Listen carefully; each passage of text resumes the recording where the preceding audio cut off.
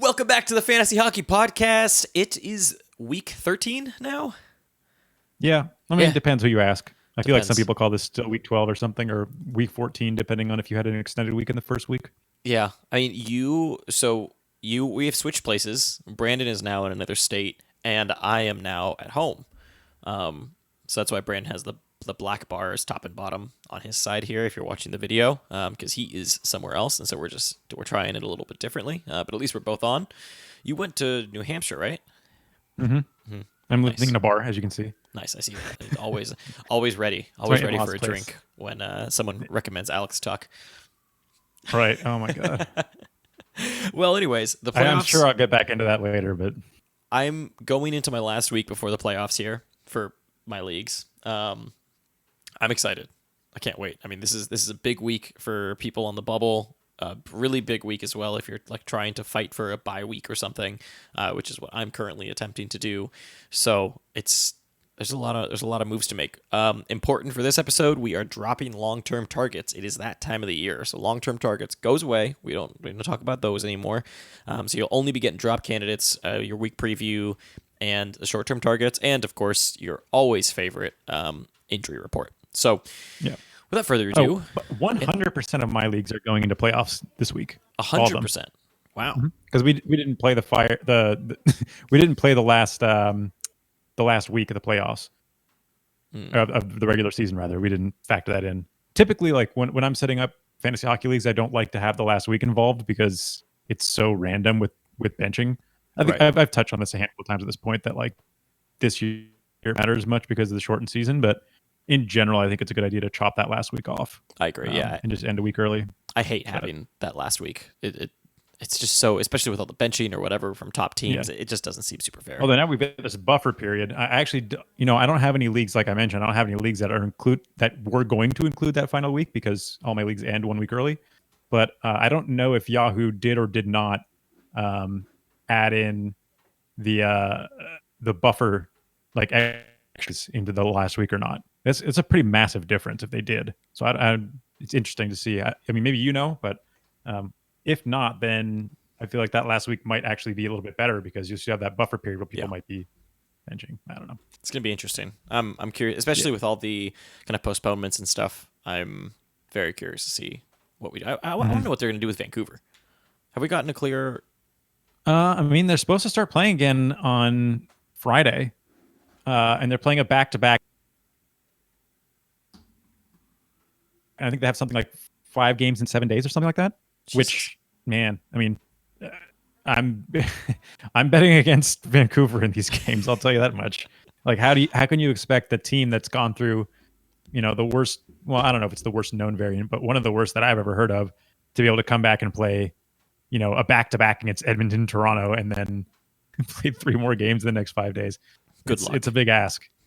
It is not easy at all by any means.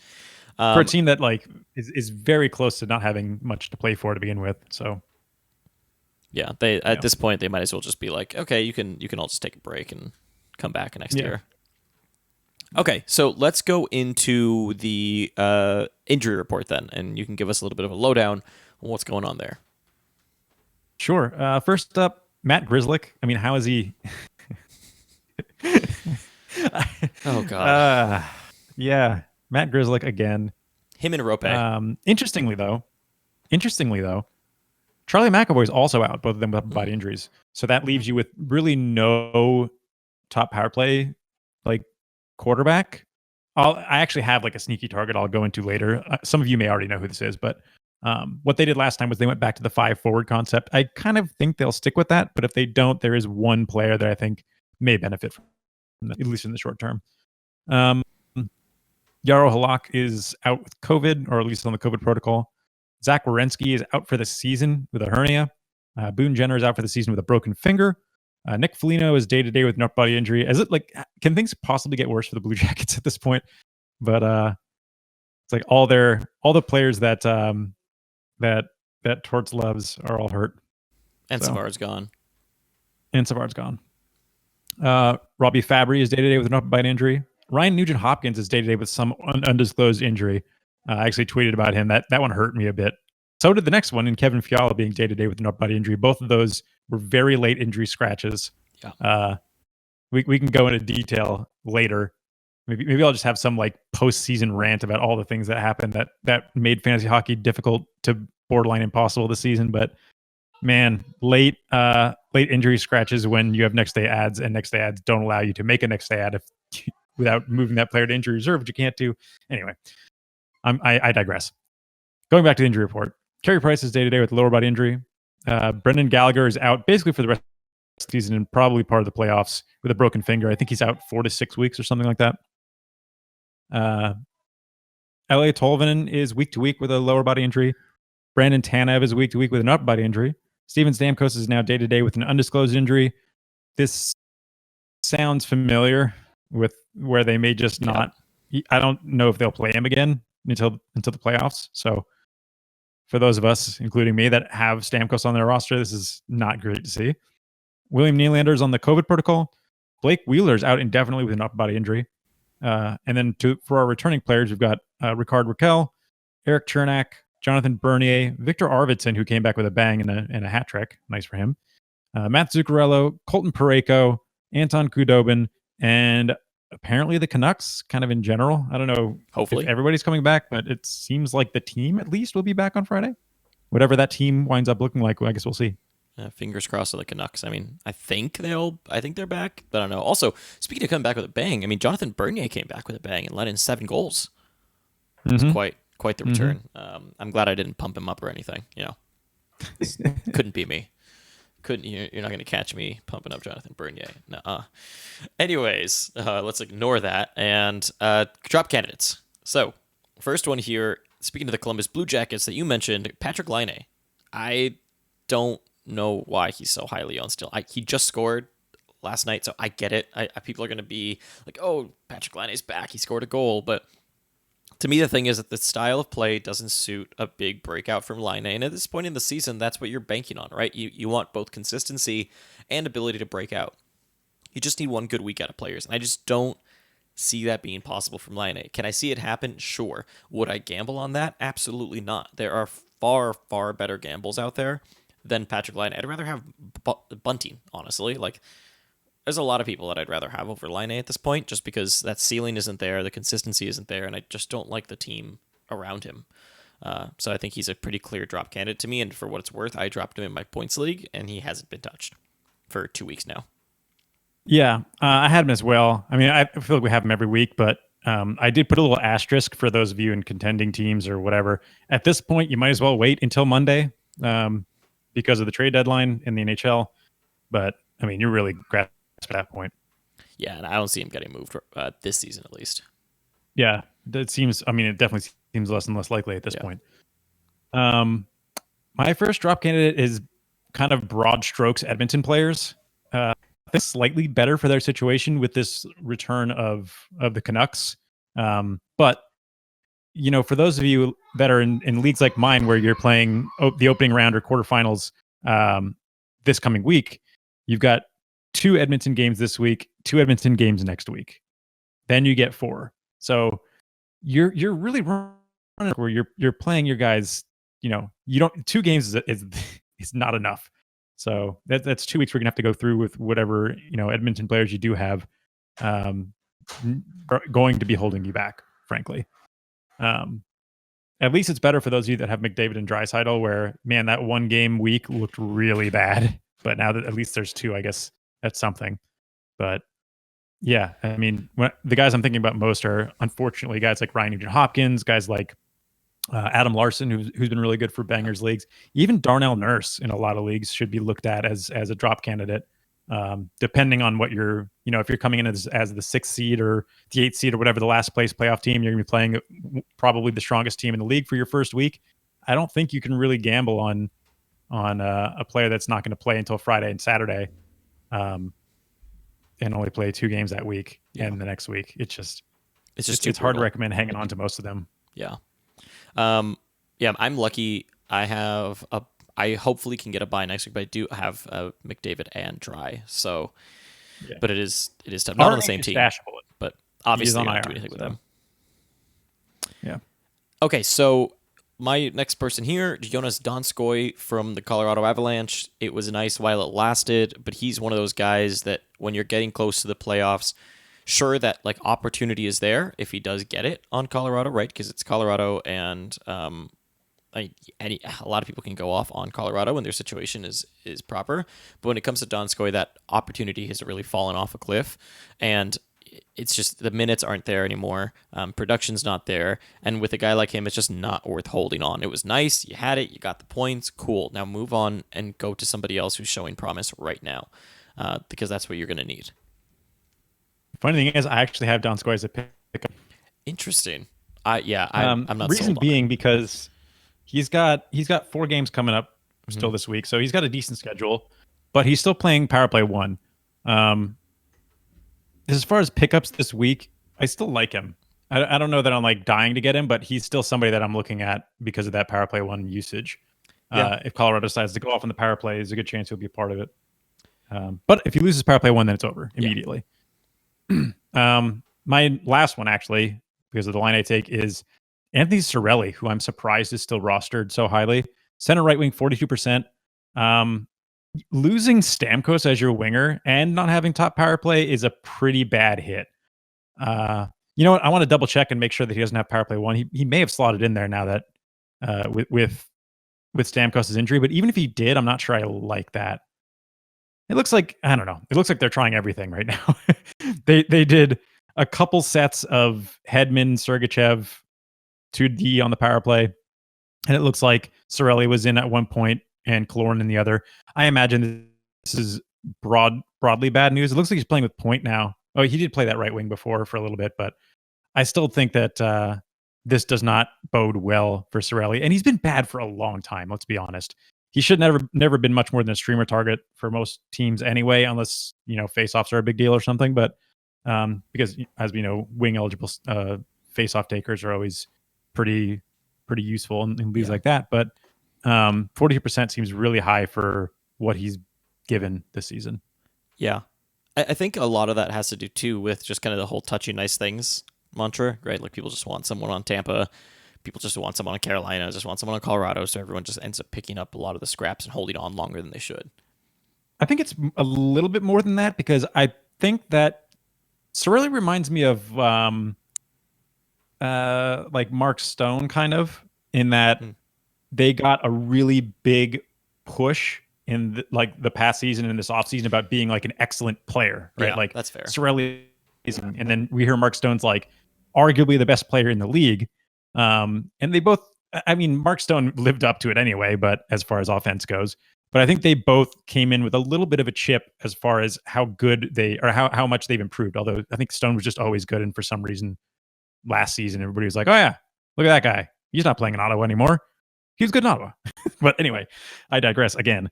I do think that Cirelli he's great at the game. He's not super good for you in fantasy.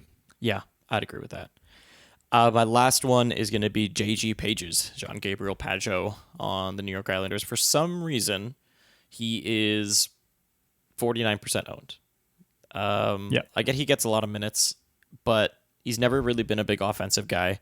He had a good stretch. He's very streaky. I get that, but he has been not streaky for a long time now. Not very good. There's no reason really to be holding on to Pageau. I don't even really have good reasons. He's a pure center, which means that there's so many better pure centers out there on the wire. I don't know why people would be holding on to Pageau. So Pageau to me is an obvious, clear kind of drop candidate at 49% owned for a lot of people. Well, yeah. I think there's a little bit of, I don't think this really reflected in his roster percentage, but I think there was a bit of a uptick in interest because one of the beat writers suggested that he could play top left wing, which hasn't happened, and I don't think it will happen, honestly. Yeah, same. But even if it did, I don't know that it's like amazing for him or anything. Agreed.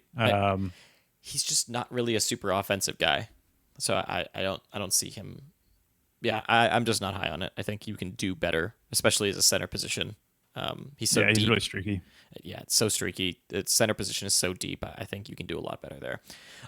Okay, let's move into the week preview. Teams with 2 or less games is going to be, as Brandon had already mentioned, Vancouver and Edmonton this week. And remember, Edmonton has 2 games next week as well. So something to watch out for. Teams that play 3 off nights are going to be quite a few this week. Boston, Los Angeles, Colorado, the Vegas Golden Knights, the Anaheim Ducks, and the Calgary Flames. And teams that I chose out that have good matchups, Vegas, who has 2 Kings games and 2 Anaheim games. Very good for them.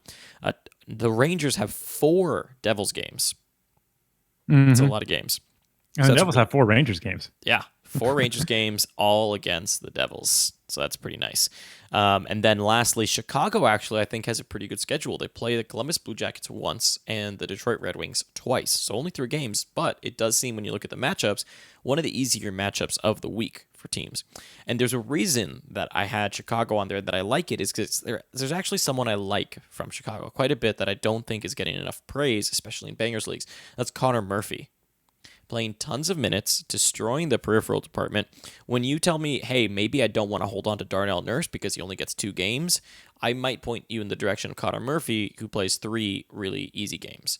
Or at least what should be easy games are for Chicago very competitive. So, and I do have one other suggestion on defense. We'll get to that after. But Connor Murphy is going to be my first short-term target. I really do like Chicago's schedule this week, and on top of that, I think Connor Murphy is just someone you should be paying attention to. And one thing I also like doing in the playoffs, there's a mix. I like going for both high ceiling, but I also like going for high floor guys, because a lot of times when it comes to the playoffs, it can be a really close matchup, and it does just come down to the added up scores at the end of the week, the extra scores that you get at the end of the week, extra points from certain places. If you've already got Marchands and stuff like that are going to go off, how do you raise that floor to just kind of ensure yourself the win? Connor Murphy to me is a guy who, if your league counts, hits and blocks and shots, he's a guy who could up that floor for you. And a lot of times the defense position is the easiest one to get extra starts in. So I do like him. Yeah, he makes a lot of sense. I think I've already talked about Donskoy, so I'll just gloss over him. I think every day that we have this podcast, I'm going to have to mention Jason Robertson because I don't understand. I legitimately do not understand how he's still only 35% rostered. What does he need to do? Sense.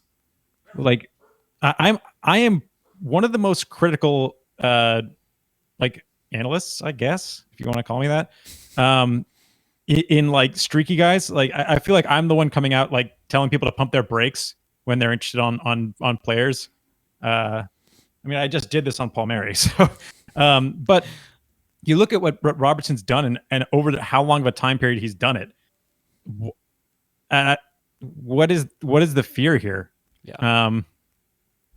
I just get him. There isn't one. I love Jason Robertson. I really wish I had gotten Jason Robertson in any of my leagues, and I missed out. I was so mad about it. But if he's available in your league, I really would be taking a look at grabbing him. Another person, I talked about a defenseman that I like, and another person that I'm about to pick up actually in my league is Rasmus Ristolainen.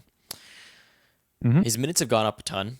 His peripherals are kind of back. I like it.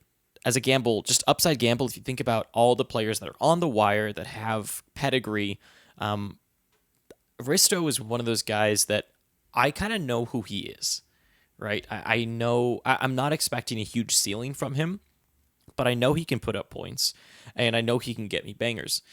And so Risto is just someone to pay attention to. One of, I think, the higher kind of known pedigree guys that might be available that people got frustrated with during that Buffalo stint. I like I'm saying, he's available in one of my leagues. So I do like Risto, and I don't think I'd necessarily, and what I'm trying to say here too is that I wouldn't necessarily just stay away from Buffalo just because it's Buffalo. If the schedule makes sense and the player is doing well, I would still pick someone up from there. So don't, look at Risto and be like, oh, Buffalo, and that's it. Just don't look.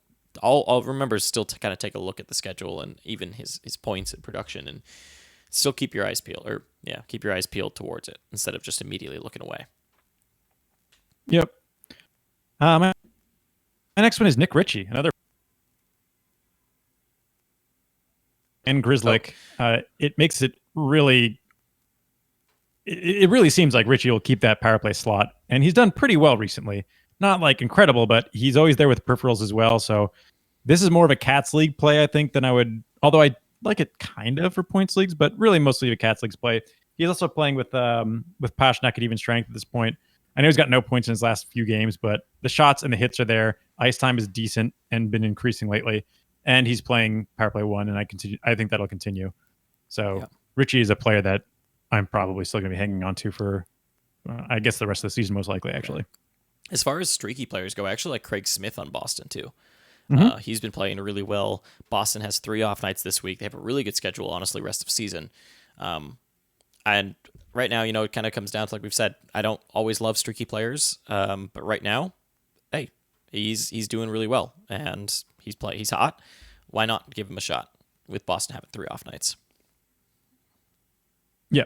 I've got one more suggestion there, and this is like a really deep league speculative watch play, and that's Jacob Zboril. He is a defenseman on the Bruins. I think he is the most likely to get the top power play defenseman slot. It seems like him or Kampfer, but Kampfer, come on. But I do think that Zboril makes the most sense. He has been playing a little bit of power play 2 just in general while McAvoy was out. So I think he is the logical choice if they decide to go 4 forwards in a defense, which I mean, if they give them the shorthanded goal, I assume they will. Yeah. Like they did last time they ran 5 forwards. So Zboril is somebody I have in Dynasty, so kind of happy to have him and watch him. I doubt that he will turn into an ad, but he's just, if you see him start playing that power play 1 slot, I could see him getting a Grizzlick-like boost from it and starting to pick up points. So keep an eye on him. Yeah. My last one here, I have one. Oh. Do you have any more? Yeah, I have one more. I have one last one, and it has to do with kind of Wheeler being out. That's you are freezing for me right now. I don't know if that's... Oh, let me see. Oh, you're back. Back? Okay. I'll just cut it there. So I have one last one here, and that's Andrew Kopp from Winnipeg. Kind of because of Wheeler being out. He's the one that seems to be benefiting the most from this. And so I just kind of take a look to see if he's out there. I still like his minutes. We've seen him do things this season when given that opportunity. And it seems like Wheeler's going to be out a little longer term. It does seem like it might be a concussion, even though it's not official. That's kind of the rumors that I'm hearing, and that might take some time. So Andrew Kopp to me is someone that is also one of those people that you look at and you're like, maybe streaky. I don't know if I want to touch this. But I think right now with Wheeler out, he could be the real deal here in the short term. Yep. Yeah. I've got a few more, and they're all on the Devils. Okay. The one I like the most is Pavel. Who was center left wing, Pavel 70%. What? What? Pavel Zacha? Pavel Zacha, Saka. I think. Anyway, he's been the one that's really stepped up the most, especially since Palmieri's left. He has 8 shots in his last game. So he's kind of like almost playing like a different player at this point. And we've seen him be pretty good offensively recently. But I think he's the most likely to improve with Palmieri gone. Also, Jesper Bratt, I think, is my next best left wing, right wing at 20%. So he's not really highly rostered. He's also playing quite well recently. I mean, these are Buffalo games that they've really done quite well on, but I think if anybody's going to step up here, it's going to be those two, plus Hughes, but Hughes is higher owned, so I didn't really bother. And then lastly here, the player that I keep mentioning that I'm going to will into, or maybe I only said this in Discord, but I'm going to will him into fantasy relevance is Miles Wood, left wing 5%. Banger type player, although he hasn't been hitting quite as much, does fight and stuff like that. So he can get PIMs occasionally. Likes to shoot when given the time. Had 2 goals in his last game. I honestly don't know that he's going to be worth rostering in most leagues unless he gets power play time, but he is on the line with Zacha and I think with Bratt as well. And that is an interesting line just by itself. So those 3, and then also not Devin Dubnyk. I don't, he's not a good goaltender. I get that it would be like rostering Johansson when they had him as the backup in Colorado. It's just, I know it's Colorado and he might be able to squeak out a win, but there are better options, I promise. There really are better options out there. Okay, and there you go. That is your Week 13 preview. I don't know what we're doing Wednesday yet. We'll probably do something that's short and sweet, just to tell you who to pick up and who we're eyeing, and then some form of weekend preview. But yeah, there you go. Thank you so much for listening, and we will catch you next time. Yep. Thanks for listening. Cool. I can hear Victor.